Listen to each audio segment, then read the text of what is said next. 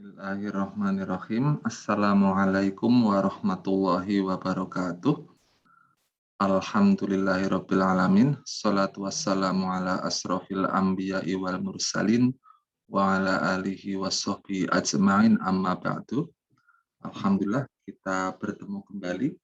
Kali ini dalam video ini kita akan membahas teknik-teknik simulasi sederhana menggunakan software R. Setelah sebelumnya pada video yang lalu kita menggunakan software Microsoft Excel. Nah, ada banyak sekali kelebihan ketika kita menggunakan R ini dibandingkan dengan menggunakan Microsoft Excel. Nanti akan kita langsung tunjukkan dengan menggunakan beberapa contoh. Kita akan langsung saja di sini menggunakan contoh yang pertama, ya. Oke, misalnya kita hendak melakukan simulasi tentang, kita catat di sini, simulasi tentang jumlah penderita, ya, penderita COVID-19. Nah, misalnya seperti itu. Nah, kemudian misal diketahui rata-rata penderita COVID-19, ya, misalnya per hari itu sekitar lebih kurang misalnya 50 orang. Nah, seperti ini. Nah, kita diminta melakukan simulasi, misal simulasikan untuk 10 hari. Nah, seperti itu. Nah, kemarin jika kita menggunakan Microsoft Excel, kita sudah bisa melakukan simulasi apabila diketahui rentangnya. Nah, sekarang ada kasus di mana tidak diketahui rentang, tapi langsung rata-rata penderita 50 orang per hari. Kita diminta melakukan simulasi 10 hari. Nah, kita akan langsung ke software R-nya di sini. Ya, kita diminta untuk melakukan simulasi, maka kita bisa menggunakan perintah sebagai berikut, yaitu menggunakan rPoise. Nah, jadi di sini kita akan membangkitkan bilangan random berdasarkan distribusi Poisson, karena distribusi Poisson adalah yang paling cocok untuk kasus yang tadi, yaitu tentang banyaknya jumlah penderita dalam satuan waktu tertentu. Nah, apabila kita enter rPoise ini, kita cukup memasukkan N dan lambdanya. Nah, sehingga jika kita ingin mensimulasikan selama 10 hari, maka kita cukup masukkan rPoise 10 dan lambdanya kita masukkan dengan rata-ratanya. Seperti itu, maka kita akan peroleh hasil simulasi untuk 10 hari ke depan penderita COVID dengan asumsi bahwa rata-ratanya akan tetap masih 50 orang per hari adalah sebagai berikut. Nah, itu salah satu kelebihan menggunakan R. Jadi kita bisa melakukan simulasi jika yang diketahui adalah rata-ratanya, bukan hanya intervalnya, seperti itu. Oke, kita lanjutkan ke contoh 2. Nah, sekarang bagaimana jika yang dimiliki adalah intervalnya? Nah, sebagaimana di Excel dulu pernah kita lakukan, misal rata-rata penderita COVID per hari antara, misalnya ya, antara 50 orang sampai 70 orang, misalnya seperti itu. Kita diminta melakukan simulasi untuk 10 hari. Nah, kita diminta melakukan simulasi untuk 10 hari. Apa yang bisa kita lakukan dengan menggunakan R? Salah satu yang bisa kita lakukan adalah kita akan menggunakan sintaks yang namanya adalah RUnif. Ini artinya kita akan membangkitkan bilangan random dari distribusi uniform. Nah, oke. RUnif ini apa saja yang harus kita masukkan? Kita cukup memasukkan jumlah yang mau dibangkitkan, lalu batas bawahnya, dan juga batas atasnya. Ya. Sehingga dengan menggunakan perintah RUnif ini, kita akan melakukan simulasi 10 hari ke depan. Kita masukkan batas bawahnya tadi adalah 50 orang, batas atasnya adalah 70 orang. Nah, kita akan bisa peroleh hasilnya adalah sebagai berikut. Nah, tentu saja di sini perlu ada penyesuaian karena pada dasarnya distribusi uniform itu adalah distribusi kontinu, ya, sehingga jumlah penderitanya di sini harus kita bulatkan seperti itu. Ini salah satu simulasi yang bisa kita lakukan dengan menggunakan R. Ya, namun jika menginginkan hasil seperti bilangan bulat seperti itu, kita bisa langsung menggunakan Microsoft Excel sebagaimana yang dulu telah kita contohkan. Nah, seperti itu. Nah, kemudian misalkan ada contoh berikutnya. Ya, ini contoh ketiga. Misal diketahui ya terdapat 3 buah kategori untuk penderita COVID. Oke, misal seperti itu ya, penderita COVID. Misal kategori pertama itu adalah masih sakit seperti itu. Yang kedua adalah pemulihan misalnya. Kemudian yang ketiga itu adalah sembuh atau sudah tidak sakit. Nah, misalnya terdapat seorang penderita. Nah, terdapat seorang penderita, kita diminta melakukan simulasi ya, simulasikan misal selama 5 hari saja ya, 5 hari saja tentang kondisi pasien tersebut. Nah, dengan catatan ada 3 kondisi yang bisa dialami, yaitu masih sakit, pemulihan, atau sembuh. Ya, oke, mungkin ini kita bisa masukkan sebagai stadium penyakit ya. 3 itu paling ringan, 2 itu ya sedikit parah, 1 itu yang paling parah. Nah, ini hanya sebagai contoh saja. Nah, di sini perbedaannya sekarang datanya berupa kategorik. Nah, apa yang harus kita lakukan dengan menggunakan R? Kita harus memasukkan dulu kategoriknya, ya. Jadi di sini kita bisa masukkan misalnya dengan cara seperti ini salah satu caranya ada kategori. Kategori kita masukkan kategori-kategori yang tadi sudah ada, yaitu kita tuliskan secara singkat saja sakit, kemudian pemulihan, kemudian kita betulkan dulu. Kemudian setelah itu adalah sembuh. Nah, di sini kita sudah punya variabel kategori. Nah, sekarang bagaimana cara mengambilnya? Nah, di sini kita akan gunakan sintaks yaitu sampel.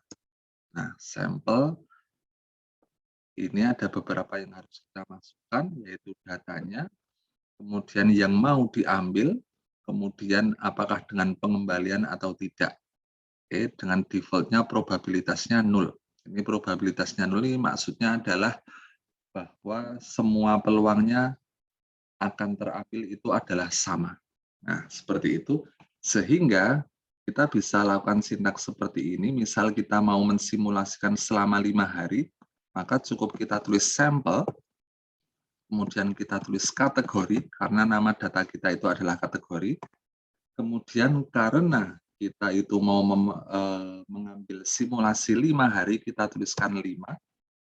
Kemudian setelah 5, replace-nya tentu harus kita ganti dengan true, karena dengan pengembalian. Ya. Mungkin kita bisa coba bagaimana kalau false. Kalau false, dia akan muncul error message. Kenapa? Karena kategorinya ada 3, kita mau ngambil 5, sedangkan pengambilannya tanpa pengembalian. Otomatis tidak ada kategori yang bisa diambil karena sudah terambil semua.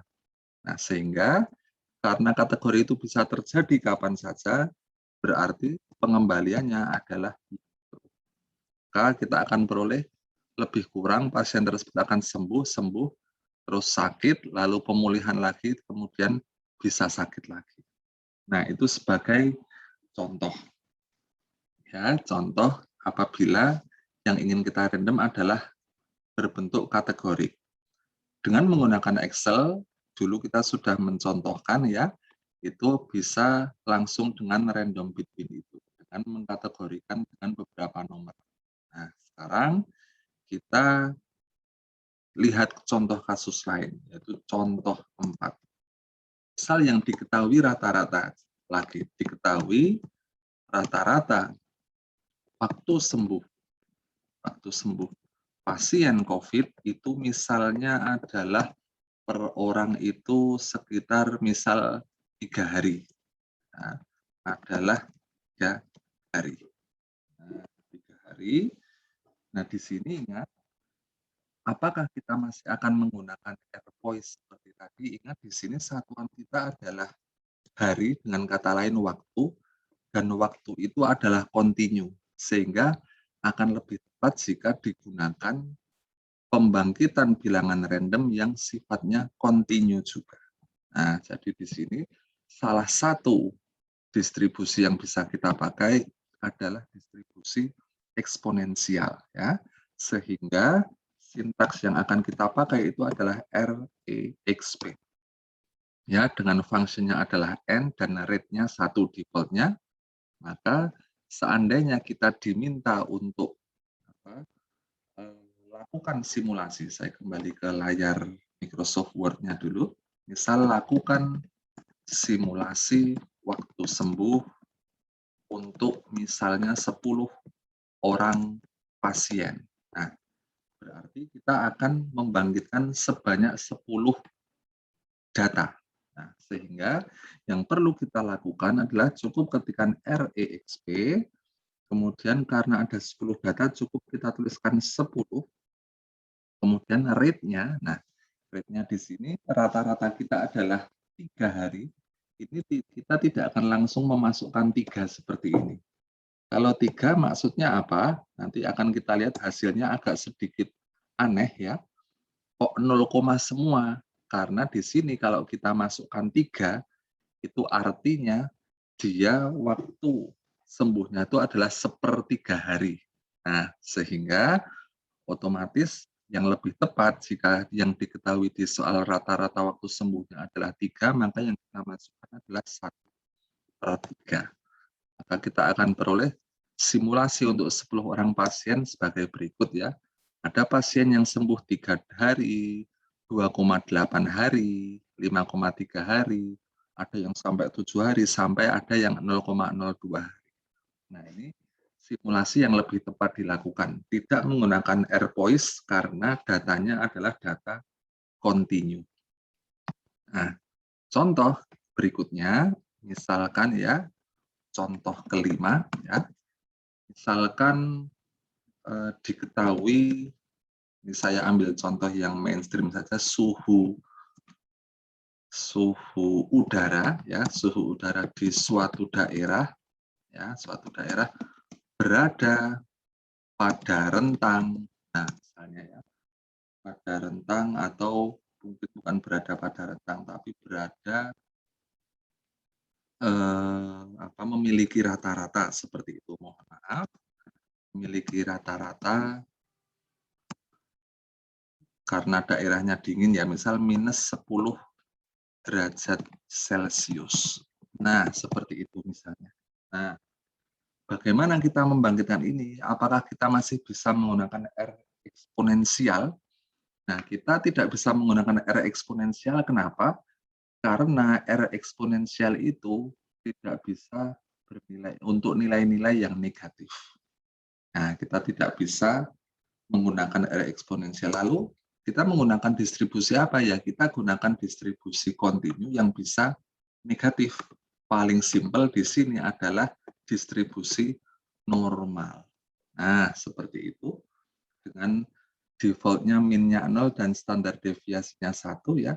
Dengan asumsi standar deviasi tidak kita otak-atik seperti itu, maka jika kita ingin mensimulasikan, misalnya tadi perintah di soalnya itu adalah suhu udara rata-rata minus 10 derajat Celcius per hari, misal simulasikan selama 5 hari seperti itu, maka yang bisa kita lakukan itu adalah gunakan perintah rnorm 5 lalu minnya kita masukkan dengan minus 10 derajat Celcius. Cukup kita masukkan seperti itu, kita akan punya simulasinya seperti ini.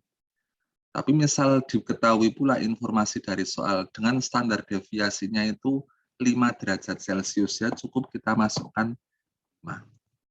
Nah, seperti itu maka variasinya akan bertambah lagi. Tapi kalau tidak ya akan di sekitar itu. Nah, seperti itu. Nah, itu tadi beberapa contoh yang bisa kita lakukan dengan menggunakan R ya. Oke. Satu contoh lagi mungkin misal suhu udara tapi dalam rentang. Nah, dalam rentang misalnya di suatu daerah memiliki rentang, ya kita tulis rentang, kita ambil yang minus 5 derajat Celcius sampai 10 derajat Celcius per hari. Nah, ini ingat kalau menggunakan rentang dan dia kontinu, kita bisa gunakan distribusi uniform. Maka kita akan tuliskan di situ R unif, ya, R unif, karena kita mau simulasi selama 5 hari, kita tulis 5. Kemudian batas bawahnya kita masukkan dengan minus 5 dan batas atasnya adalah 10. Nah, kita akan peroleh simulasinya seperti itu. Hari pertama 5 derajat, 4 derajat, 4 derajat, 1 derajat, terus turun menjadi minus 2 derajat. Nah, ini dengan hal-hal seperti ini, dengan ada informasi yang telah kita peroleh dari data-data di masa lalu, dengan asumsi bahwa di masa depan akan masih menggunakan asumsi ini, maka kita tanpa melakukan pengamatan bisa melakukan sebuah simulasi perhitungan. Mungkin itu saja yang bisa kami sampaikan pada video kali ini. Mudah-mudahan bermanfaat. Kurang lebihnya mohon maaf. Wabillahi taufiq wal hidayah. Assalamualaikum warahmatullahi wabarakatuh.